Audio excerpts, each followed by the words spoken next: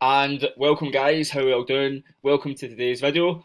In today's video we're pretty much going to be talking all about fat loss slash cutting phase diets. In this short wee presentation I'm going to give you a step-by-step outline. I'm going to give you an outline on the prerequisites for a cut, so what we need beforehand, the goal of a cut, nutritional protocol, how calories will be changed and implemented, training protocol, and then we'll go through a wee case study at the end. So, first of all, we need to establish a goal. Okay, what is the goal of a cut? Now, the goal of a cut is to lose body fat while keeping as much muscle as possible, right? Now, the key word here being body fat and not weight loss, right? Now, while weight loss itself is indicative of fat loss, it is also indicative of muscle loss, right? So, while we will be looking at losing weight, we want to also make sure that we only lose body fat and minimise any potential muscle loss, right? Now, basically, at the end of the day, adherence is king, and if you can't adhere, then you'll never succeed in your goal, right? The best process is one that you can stick to long term, okay?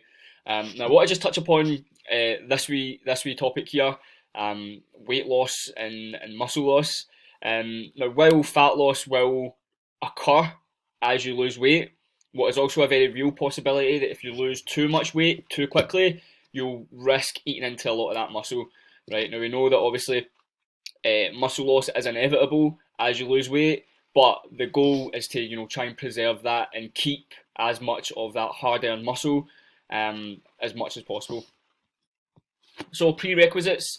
In this section we'll look at what needs to be in place before we even consider. So before I would even consider putting you through a calorie deficit or like a diet or anything like that, there's some big fundamental things that need to be in place.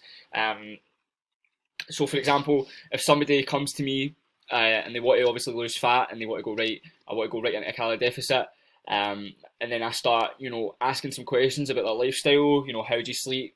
What's your training like? Is there any structure to nutrition? And they all come back to me with kind of, underwhelming answers. Then, for me, it's a wee bit of a tough situation to be in because I need to kind of disappoint them a wee bit and saying, look, you're in no place to enter any kind of diet or any kind of cut. There's a few things that need to be worked on beforehand. So this is pretty much what needs to be worked on beforehand, right?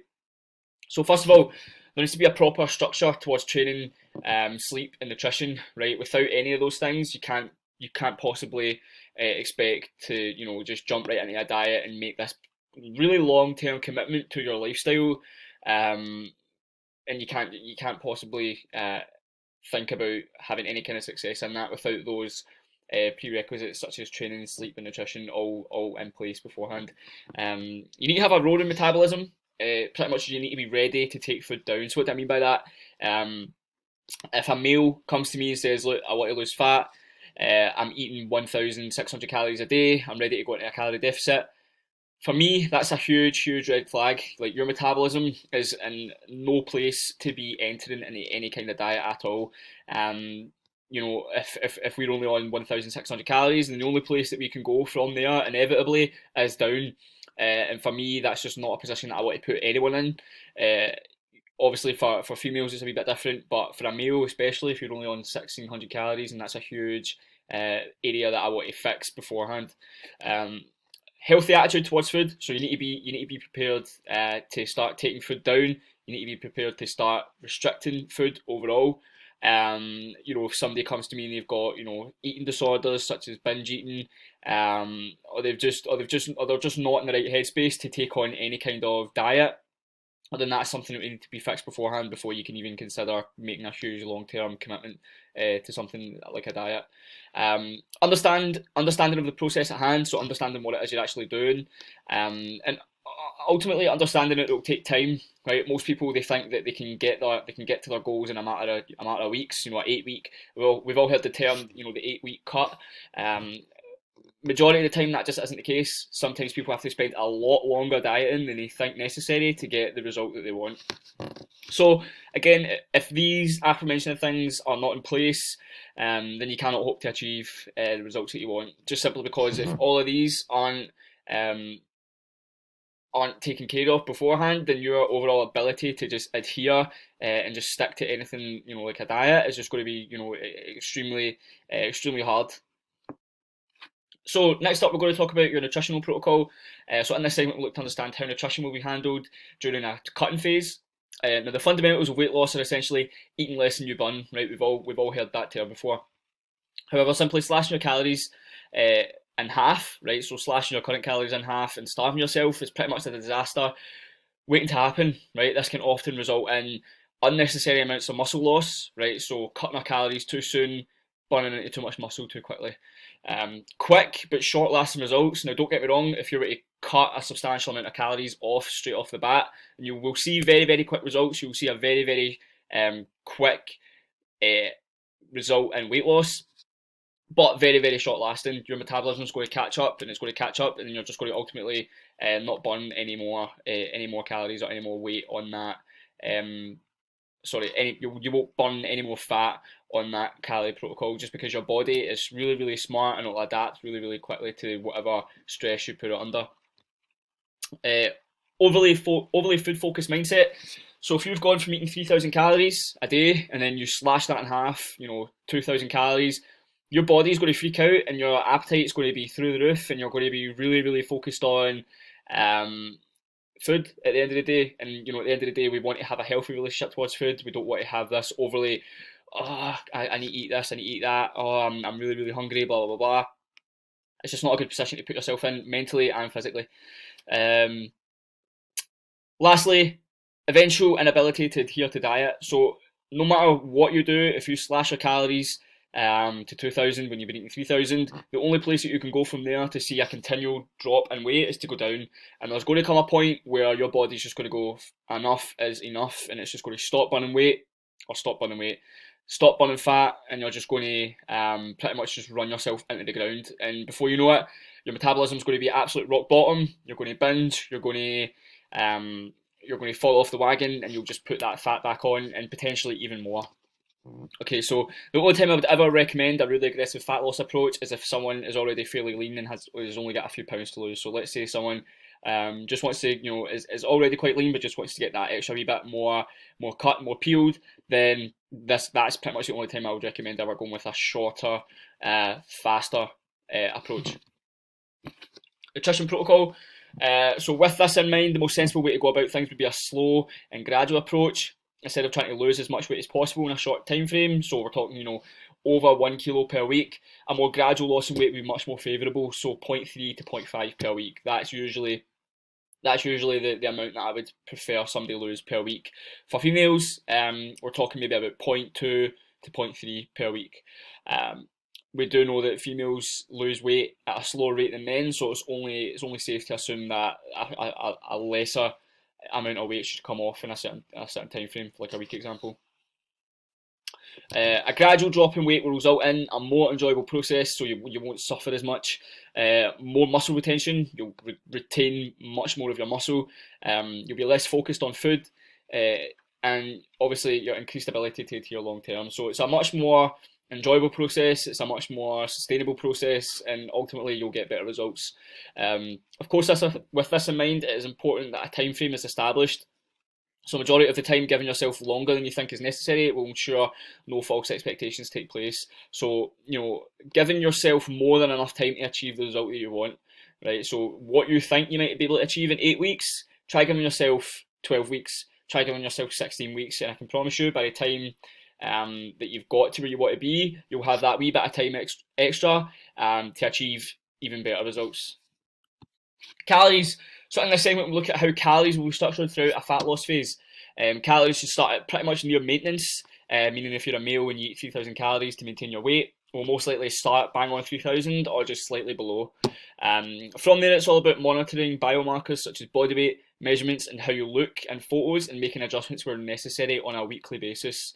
So again, going back to the fundamentals, eating less than you burn. So any adjustments that will be made will be to either decrease your energy input, so eating less, or increase your energy output, so increase your daily activity. Weight loss simply will not happen without doing either of the above. It's pretty much, the laws of physics. There's no way of getting around it. Please note, we'll most likely only change one variable at a time. So the goal is to make the least changes while still yielding the most results. So one analogy that I've used for quite a few of my clients is a diet. You want to think of a diet as, or any kind of Any kind of nutritional protocol, you want to think of it as like a game, like a card game. So we've got all these cards that we can play right at the very start.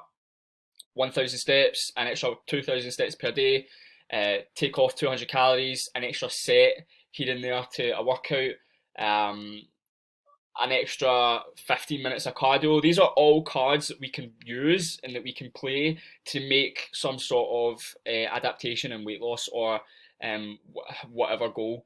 Right now, the goal is to only pretty much play these cards when they're absolutely necessary. So if we can get away with just playing one card at a time and still make a good result off that, then we'll milk that for as long as we can. And then when you eventually do start to plateau in whatever it is you're doing, we'll add another card. Right, okay, so you're not losing any more weight, right, an extra 1,000 steps per day. Let's see what happens then.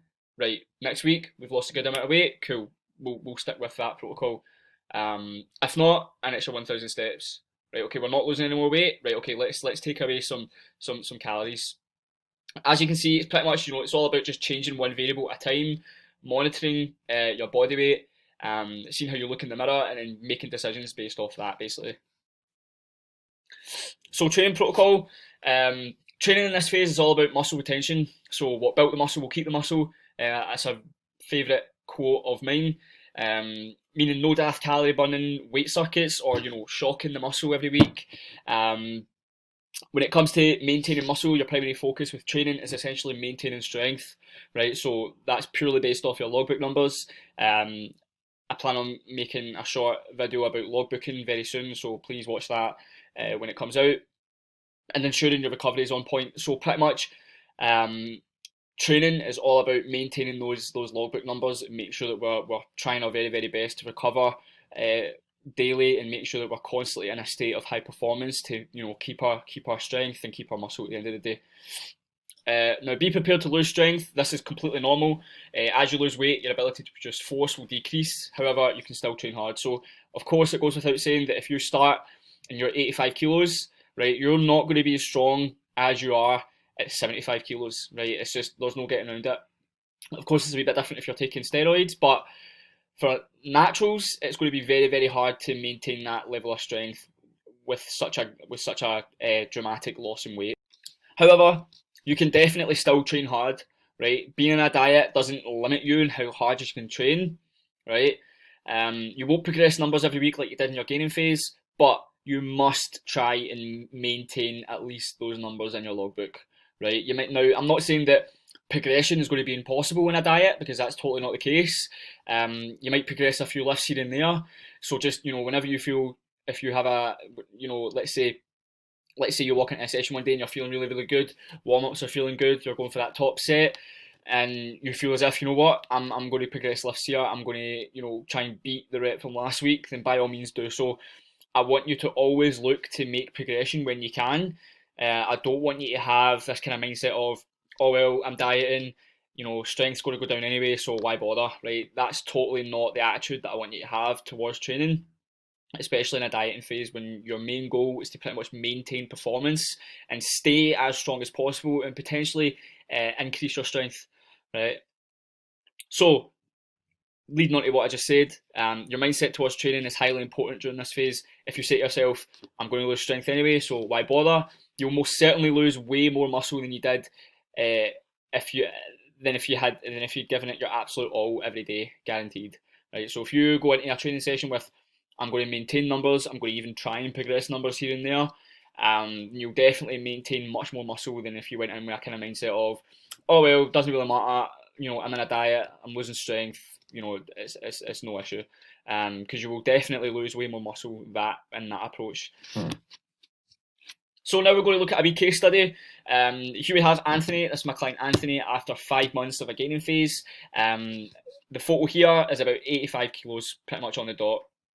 So with calories peaking at that gaining phase of 3,500 calories on training days and 2,500 calories on rest days. Now what we've done to start off with, right, we said to ourselves, right, we've put on a good amount of muscle, we've put on a good amount of size. Now it's time to get into a fat loss phase and reveal some of that muscle that we've built. Now Anthony's by no means fat, but he's definitely got room to lose body fat and show off what he's built in the last 5 months of gaining muscle. Right, so firstly, all we did was just literally bring calories back down to maintenance, right? So we were at 3,500 calories. We brought them down until we pretty much stopped gaining weight, until we just maintained our current weight. And then we pretty much, just assessed body weights, assessed how we look in the mirror every week, made adjustments off that. And after 16 weeks of assessing body weights, photos, and how it felt, the end result was this right here. So as you can see, the differences here are absolutely night and day. So 16 weeks work here.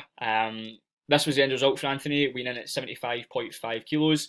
Calories ending up at 2,300 on training days and 2,000 on rest days. So as you can see, calories were way up at 3,500, and then by the end, 2,300. So we didn't just go, right, let's just cut your calories in half, let's just starve ourselves, basically. It was a very, very, very gradual approach of 250 calories at a time, adding in that wee bit extra cardio, and so on. And again, at the end, we weren't even doing that much cardio. I think it was like three 15-minute hit sessions at the end. So by no means everyday cardio, proper slogging out on a treadmill.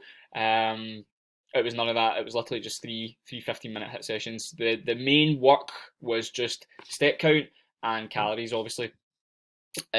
So again, with calories ending up at 2,300 on training days and 2,000 on rest days, just under 10 kilos of loss here. 10 kilos is no joke when it comes to losing weight. So that's just over 20 pounds nearly, or 24, I think. My maths isn't great on that one, but 10 kilos is a really, really substantial amount to lose in 16 weeks. And Anthony is by no means a competitive bodybuilder or a physique athlete or anything like that. Not once did he ever suffer in this diet to get the fat off. He never had to slog through hours of cardio or eat plain chicken and rice broccoli meals every day. He enjoyed nights out and he enjoyed the occasional takeaway as well. Anthony's only human.